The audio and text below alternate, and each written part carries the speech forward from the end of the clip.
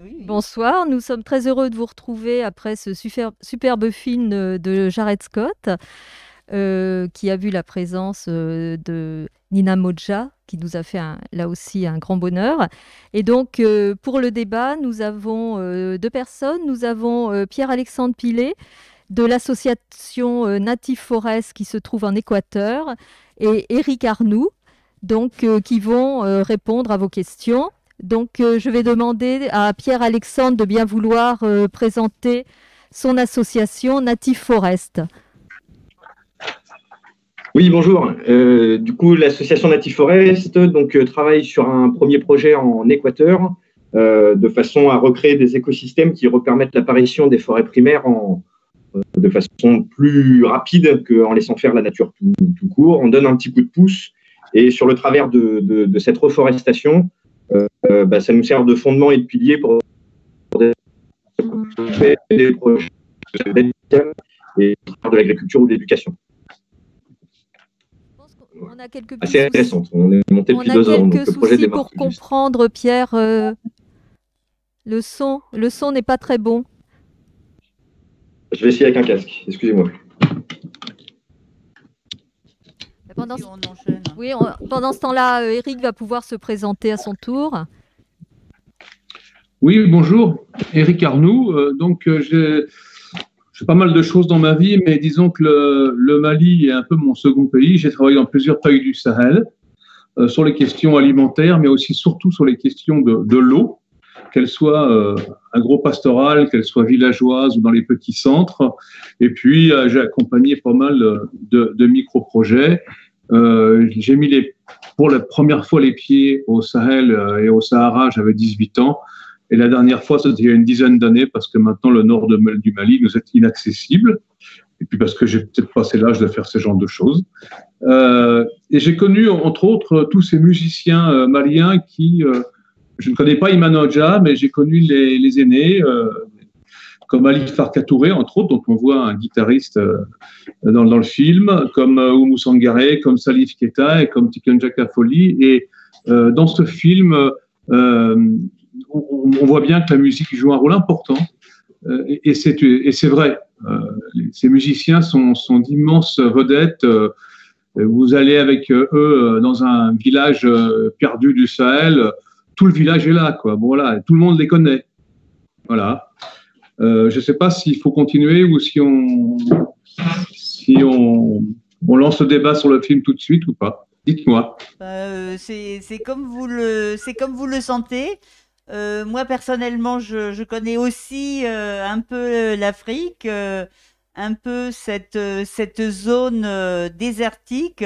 Et là, je peux lire un commentaire vraiment magnifique. Ça change du regard ethnocentré et plein de clichés des sociétés occidentales sur l'Afrique.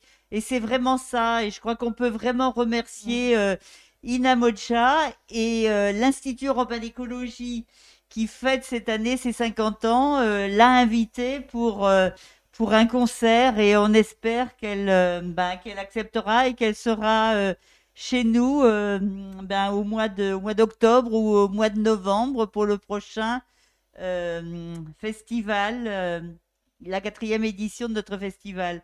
Donc, et je crois que c'est assez extraordinaire ce qu'elle a réussi en traversant donc cette zone, cette zone où s'est mis en place une agence panafricaine de la Grande Muraille Verte. Donc c'est pas une muraille où on plante que des arbres, mais c'est vraiment, on l'a vu, des expériences extraordinaires d'agriculture qui montrent que ben oui, on peut faire différemment. Et oui, on peut arrêter la désertification. Et oui, on peut mettre en place une alimentation vivrière, une agriculture vivrière.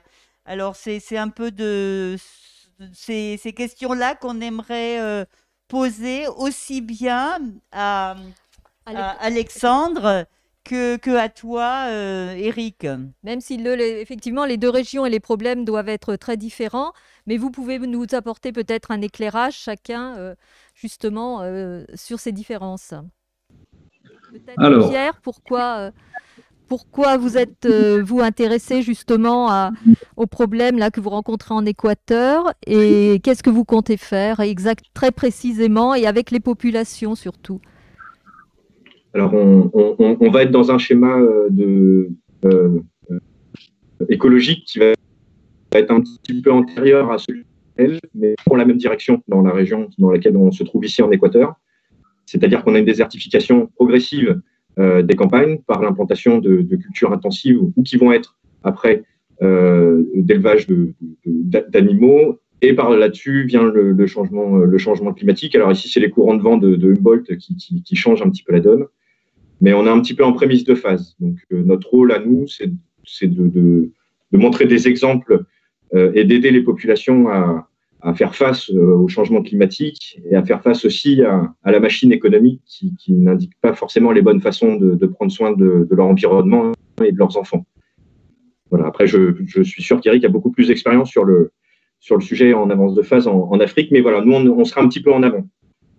Alors, juste une question, est-ce que c'est une initiative des populations locales ou alors est-ce que c'est vous, l'association, qui leur avez proposé ces plantations? Alors, c'est un petit peu un mix des deux. De notre côté, on a pris l'initiative. Après, on arrivait dans un contexte où on s'est rendu compte qu'il y avait déjà des programmes forestiers qui avaient été mis en place, mais que par un manque de suivi ou d'appui des institutions, ces projets étaient abandonnés et du coup, les populations partaient des campagnes. Donc, on tombe sur une conjoncture en fait, où notre projet a trouvé résonance complètement auprès de la population, auprès des communautés locales. Eric, toi, ton expérience, qu'est-ce que tu penses?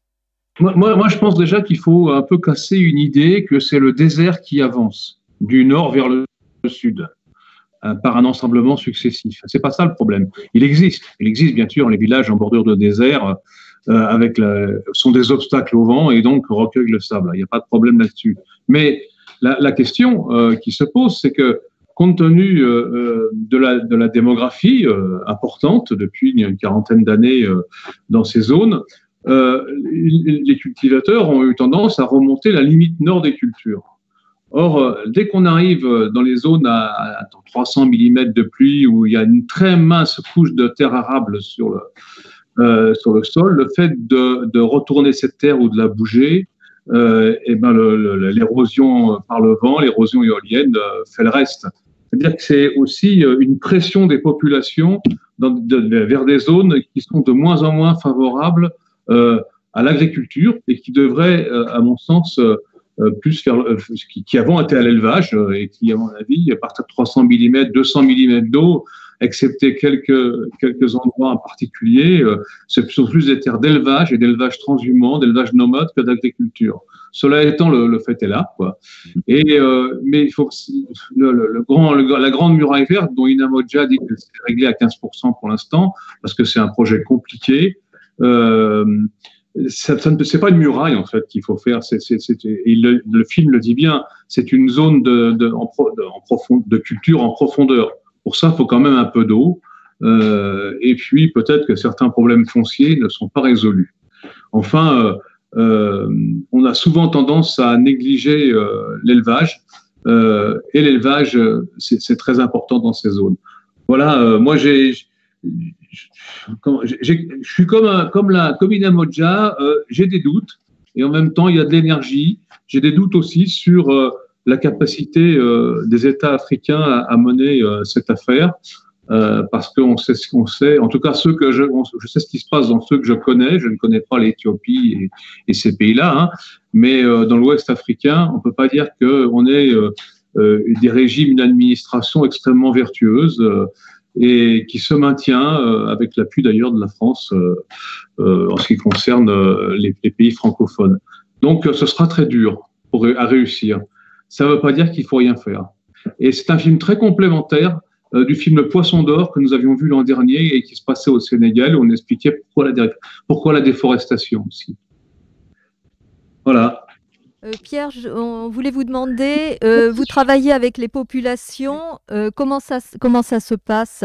C'est-à-dire, ils vous donnent des conseils parce que bon, après tout, c'est leur pays, ils connaissent parfaitement leur terre et leur biodiversité. Donc, comment travaillez-vous très précisément avec eux?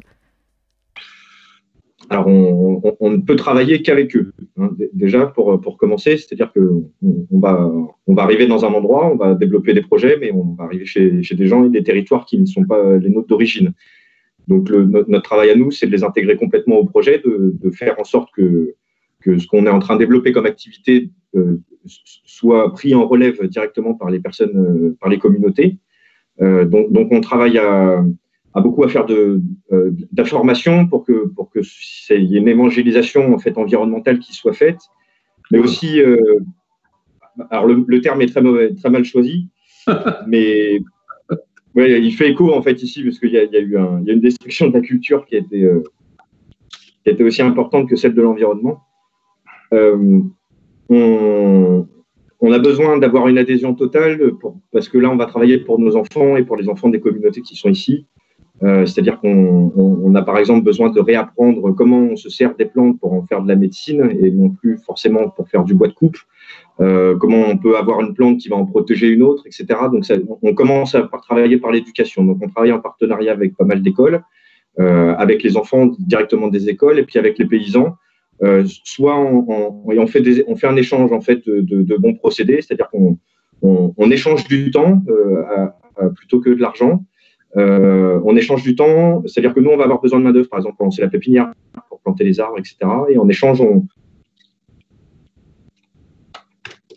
soit des infrastructures, soit de lancer des cultures avec eux directement. Et donc on va s'accompagner tous ensemble sur les mêmes types de projets pour au final il n'en existe plus qu'un seul projet, c'est-à-dire de réapprendre à se. Oui, merci. Tant que les choses sont encore possibles, c'est-à-dire qu'on n'est pas dans un état aussi avancé des certifications que ce qu'on a pu voir dans le film, mais le projet social. Merci. Merci. Nous sommes assez nombreux et on est très contents de ce nombre important de personnes qui suivaient le débat. Alors, vous avez la possibilité de poser vos questions. Alors, il y en a une. En plus d'aider les peuples africains, ce projet aide la Terre entière en permettant de stocker du carbone et donc de lutter contre le réchauffement climatique.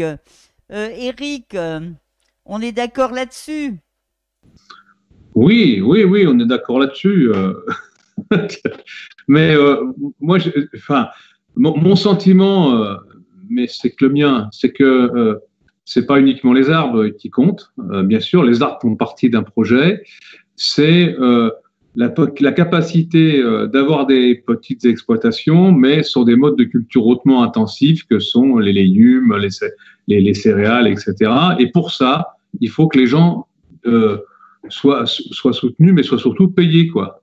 Lorsque le cours du mil, ensuite de période de sécheresse, passe de 200 CFA à 10 CFA du fait des apports d'aide alimentaire qui ruinent le marché, il n'est pas étonnant qu'un certain nombre de gens s'endettent et puis ne puissent plus faire face, particulièrement dans ces conditions. C'est pas uniquement un problème de changement climatique et de sécheresse, c'est un problème plus général socio-économique, dans lequel l'agronomie a son rôle. Bien sûr. Ça ne peut pas se limiter à la question des arbres. Non, mais Eric, ce n'est pas justement, le film le montre bien, ce ne sont pas que des plantations, c'est vraiment la mise en place sur des kilomètres d'une agriculture qui stabilise le sol et qui permet aux populations de rester sur place et de mettre en place cette agriculture vivrière. Donc, la question financière, bien sûr, elle se pose, et c'est pour ça que sur les 11 pays qui font partie de l'agence panafricaine, eh bien, il y a certains pays qui subissent d'autres problèmes, comme le terrorisme, n'ont pas pu vraiment avancer sur cette question de muraille qu'on appelle la muraille verte. Mais je peux vous rappeler que au mois de janvier, le 11 janvier, s'est tenu à Paris le One Planet Summit et en avant-première, le matin, il y avait le forum qui était vraiment sur la thématique de la Grande Muraille Verte. Et tous les représentants étaient présents, et notamment les grands financiers au niveau mondial. Et là, quand même, ils ont obtenu des moyens financiers, pour ne pas les citer, hein, c'est 14 milliards de dollars. Hein, il y a eu des engagements. Et là, ça va leur donner vraiment une bouffée d'air pour mettre en place très concrètement les projets. Parce que des projets, il y en a dans tous les pays. Sauf que ce qui les limitait, c'était justement cet aspect, enfin, c'était les finances.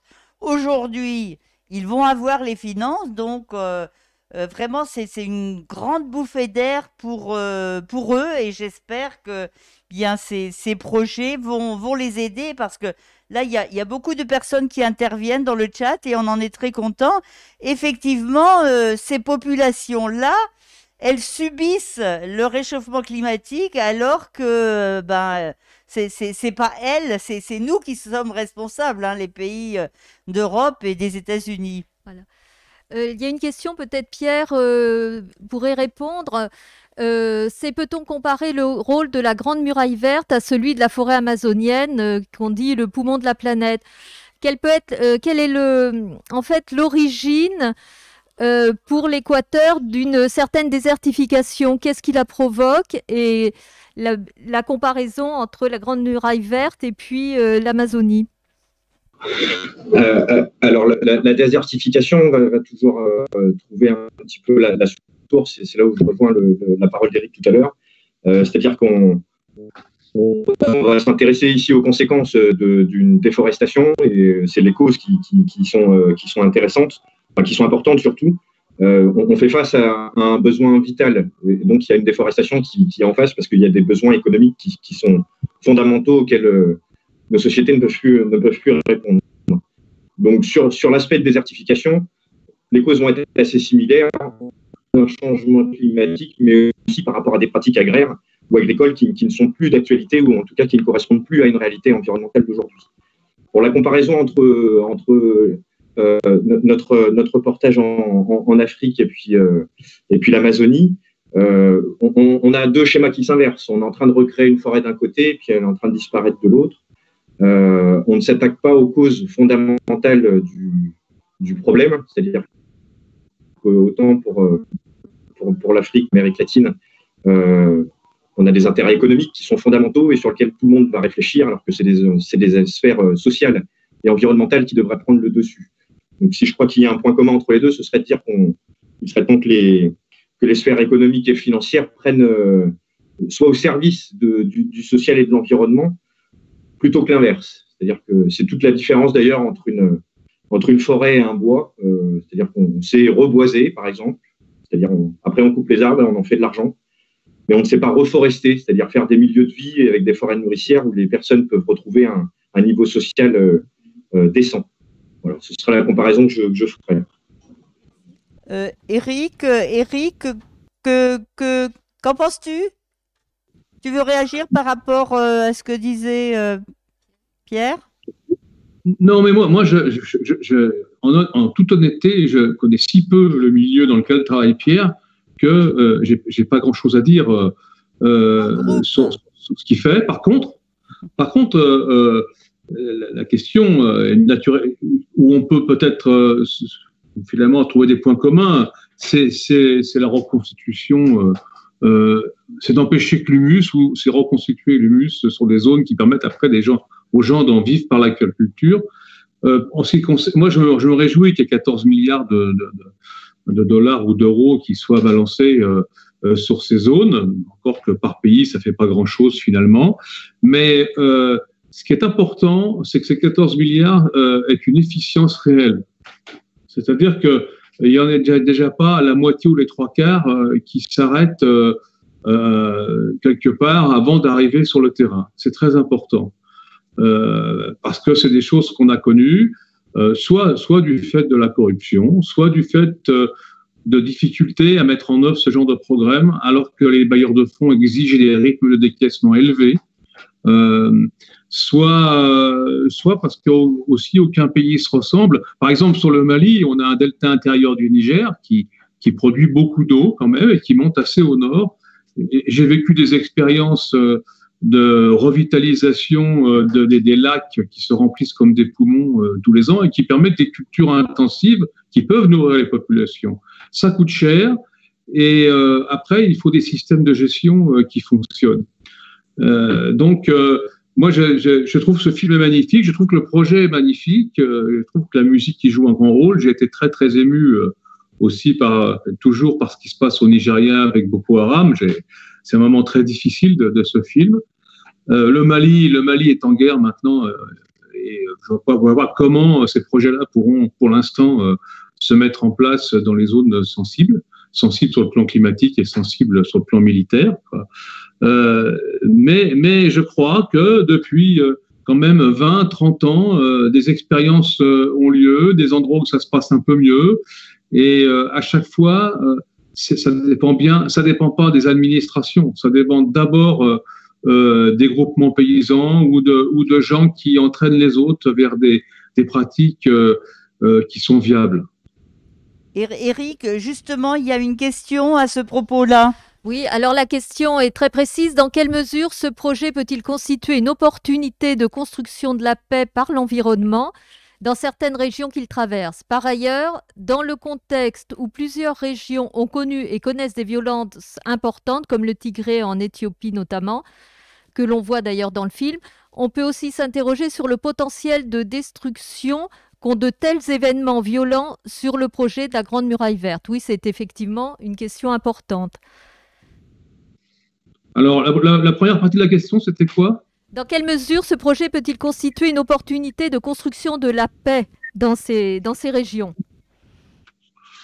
Moi, j'ai envie de dire, j'ai fait de l'urgence et j'ai fait du développement. Il n'y a pas de développement possible au moment, enfin, en tout cas dans des zones qui sont irrédentes ou incontrôlées, où il y a des bandes armées et tout. Il est quand même très difficile d'introduire des pratiques de développement endogènes, même endogènes ou exogènes, mais endogènes, lorsque la terreur règne, lorsque les coupeurs de route sont là, lorsqu'on attaque les villages, lorsqu'on pille les caisses villageoises. Moi, je ne vois pas comment ce projet peut ramener la paix en priorité. Je pense que par contre, il peut la stabiliser dans les zones où finalement ces guerres trouvent une issue. Ils peuvent contribuer par contre à stabiliser les choses. Ça, c'est vrai. Mais la guerre, enfin moi je l'ai vécu sur place et dans plusieurs pays. La guerre, c'est sauver sa peau d'abord, quoi. Voilà, et pas autre chose. Oui, merci. Est-ce que nos amis d'Équateur ont... Pardon? Vas-y. Pardon? Non, je m'adressais à nos amis, à nos jeunes amis d'Équateur. Est-ce que eux, ils auraient une idée sur cette question? Ils sont pas dans cette même configuration, mais est-ce qu'ils pensent que des projets environnementaux vont contribuer à la paix? À apaiser les situations. En tout cas, par l'éducation, on arrive toujours à y contribuer. Et c'est le fil rouge qu'on essaye de se tenir. Donc par le soin de l'environnement, on prend soin aussi un petit peu des cultures qu'il y avait antérieurement. On prend soin de la culture et de l'éducation des jeunes au travers de comment ils vont pouvoir mener une vie saine derrière. Je parle dans un pays qui est sans conflit parce que je connais pas mon projet dans un milieu à conflit et je l'imagine pas parce que je conçois effectivement, comme dit Eric, un développement en zone conflictuelle, c'est compliqué à envisager, quoi. Mais voilà, on croit beaucoup en l'éducation et en nos jeunes générations qui vont arriver et qui vont défendre donc des valeurs qui sont humaines. Et par là même, ça implique des zones de paix. C'est un espoir. Je pense que le message principal est un des des grands messages du film et l'espoir qu'il faut avoir de toute façon pour pouvoir avancer et permettre de laisser une société viable autant que cela est possible. En fait, oui, tout à fait. Je crois que l'éducation, bien, on espère une des réponses à apporter. Et alors, une question qui nous est posée, est-ce que Eric, tu avais connaissance du projet en Algérie également dans les années 70 qui avait aussi envisagé une sorte de barrière verte. Est-ce que ça te dit quelque chose, Eric? Toi qui as bourlingué. Oui, ça me dit quelque chose parce que je suis arrivé, je crois, pour la première fois au Sahara algérien en 70. C'est un projet quand même qui a du mal à exister. D'abord parce qu'il a été décidé par un pouvoir central, mis à contribution l'armée pour planter les arbres. Et parfois, j'ai lu des rapports là-dessus aussi, en contradiction avec un certain réalisme agronomique aussi. Voilà, on plante pas n'importe quel arbre n'importe où dans n'importe quelles conditions. Voilà, ça c'est et c'était pas un projet porté par des populations. Alors que dans le film, on voit que dans les zones où la paix règne, et on l'a vu dans d'autres films que le festival a déjà montré. Il y a des organisations paysannes, il y a des communautés qui, dans ce contexte de paix, sont capables de prendre en main leur histoire. Hein. Bon, un peu plus que sur le barrage vert algérien, quoi. Non, voilà, c'est ça. Ce qu'on peut répondre, c'est que effectivement, c'était dans les années 60, hein, donc 70. Aujourd'hui, on a quand même l'expérience. Et lorsqu'on voit les rapports que doivent rendre tous les pays aujourd'hui pour expliquer leur prise en considération donc de la réduction de leurs gaz à effet de serre et comment essayer de lutter contre le réchauffement climatique, le changement climatique, il y a quand même un bond en avant qui a été fait et tout le monde est conscient que chacun à son niveau doit réagir. Niveau local, on le voit dans les différents projets. Certains sont tout à fait positifs et nous donnent plein d'espoir et d'optimisme. D'autres, quand on voit le Mali, qui était un pays extraordinaire, qui est retombé dans des conflits, dans la guerre, bon, c'est un peu désespérant. Mais je crois vraiment qu'il faut continuer parce que les jeunes générations, je crois qu'elles ont compris, les générations africaines ont compris que leur avenir, c'était pas de venir en Europe. C'est un peu fini, un peu ce délire hein, d'imaginer que ici il serait mieux. Donc construire leur avenir chez eux, je crois que c'est quand même ce message-là que nous apporte, c'est ce message-là que je ressens un peu dans le film de la Grande Muraille Verte.